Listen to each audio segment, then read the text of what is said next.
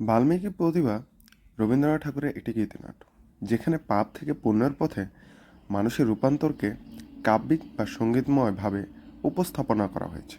এটি মূলত প্রাচীন ঋষি বাল্মীকির জীবনের এক কল্পনাপ্রসূত রূপ, যেখানে দেখানো হয়েছে কিভাবে এক দস্যু ধীরে ধীরে একজন মহান কবিতে পরিণত হয়।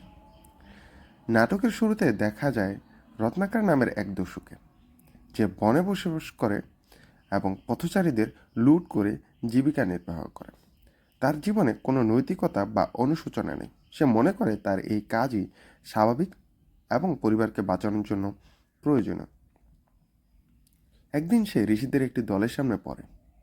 তাদের কাছ থেকে সে জানতে পারে যে পাপের দায় একা তাকেই বহন করতে হবে, তার পরিবার এই পাপের অংশীদার নয়। এই উপলব্ধি রত্নাকরের মনে গভীরভাবে প্রভাব ফেলে। সে প্রথমবারের মতো নিজের কাজ নিয়ে প্রশ্ন করতে শুরু করে। এই সময় দেবী সরস্বতীর কৃপা তার উপর বর্ষিত হয়। দেবীর আশীর্বাদে তার হৃদয়ে পরিবর্তন আসে এবং সে পাপ থেকে মুক্তির পথ খুঁজতে থাকে। সে তপস্যা শুরু করে, ধীরে ধীরে তার অন্তরে অন্ধকার দূর থেকে।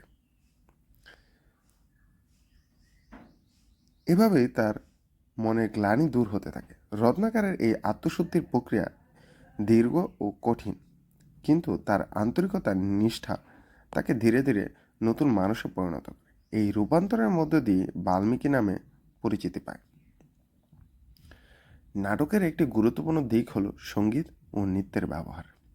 গান ও সংকল্পের মাধ্যমে চরিত্রগুলোকে অনুভূতি ও পরিবর্তনকে সুন্দরভাবে প্রকাশ করা হয়েছে। বাল্মীকির রূপান্তরের শুধু ব্যক্তিগত পরিবর্তন নয়, এটি মানব জীবনের একটি সার্বজনীন সত্যকে তুলে ধরা হয়েছে। মানুষ তার ভুল থেকে শিক্ষা নেয়, নিজেকে পরিবর্তন করতে পারে। অতীতে যতই অন্ধকার হোক না কেন, ইচ্ছাশক্তি ও সাধনার মাধ্যমে নতুন জীবনে শুরু করা সম্ভব। নাটকের শেষে বাল্মীকি একজন মহৎ কবিতে পরিণত হয়, যিনি পরবর্তীতে রামায়ণ রচনা করে বলে বিশ্বাস করা হয়। এই রূপান্তরে দেখা যায় যে মানুষের ভেতর অসীম সম্ভাবনা লুকিয়ে থাকে, যা সঠিক দিক নির্দেশনা ও চেষ্টার মাধ্যমে প্রকাশ পায়। এখানে মূল ভাবনা হলো, পাপ থেকে পুণ্যের পথে মানুষের রূপান্তর সম্ভব। আত্মসমালোচনা ও উপলব্ধি জীবনের মোড় ঘুরিয়ে দিতে পারে। জ্ঞান ও সৃজনশীলতা মানুষের উন্নতির পথ দেখায়। অধ্যবসায় ও ত্যাগের মাধ্যমে মানুষের নিজের ভাগ্য পরিবর্তন হতে পারে। বাল্মীকি একটি অনুপ্রেরণামূলক গীতিনাট্য, যেখানে দেখানো হয়েছে মানুষের ভেতরে অন্ধকার জয় করে আলোর পথে এগিয়ে যাওয়াই প্রকৃত সাফল্য। ধন্যবাদ।